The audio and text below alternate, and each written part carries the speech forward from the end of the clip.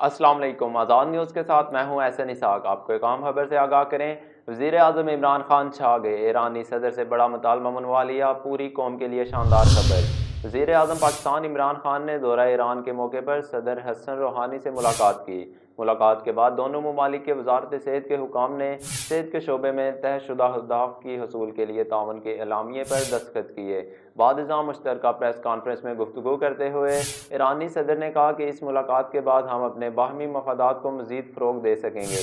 उन्होंने बताया कि सबसे अहम मामला जो गुफ्तगू में ज़ेर गौर आया है ये है कि दोनों ममालिक बरादराना और दोस्ताना ताल्लुकात को मुस्तहकम करेंगे और दोनों ममालिक के ताल्लुकात पर किसी तीसरे मुल्क को असरअंदाज नहीं होने दिया जाएगा। ईरानी सदर ने बताया कि मुलाकात में सरहदी मामलात पर भी गुफ्तगू की गई।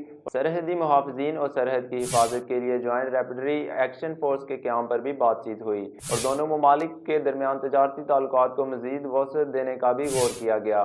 उन्होंने कहा कि ईरानी हुकूमत पाकिस्तान की तेल और गैस की ज़रूरत पूरी करने के लिए तैयार है और इस ज़मन में पाकिस्तानी सरहद के साथ पाइपलाइन की तामीर के लिए ज़रूरी इक़दामात उठाए गए हैं।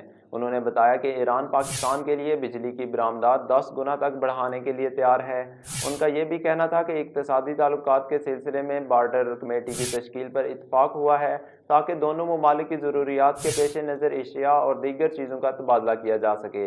ईरानी सदर का कहना था कि पाकिस्तानी वज़ीर आज़म का दौरा दोनों ममालिक के दरमियान ताल्लुकात को वसअत देने के लिए अहम मोड़ साबित होगा।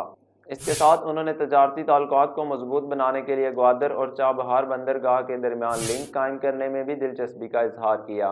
उन्होंने बताया कि मुलाकात में इलाकाई और खित्ते की सलामती के हवाले से भी बातचीत हुई और अफगान तनाज़े के हल पर भी जोर दिया गया। इसके साथ अमरीका की जानिब से पासदारान इनकलाब और गोलान बाइट्स पर इख्तियार किए गए मौक़े पर भी गुफ्तगू हुई।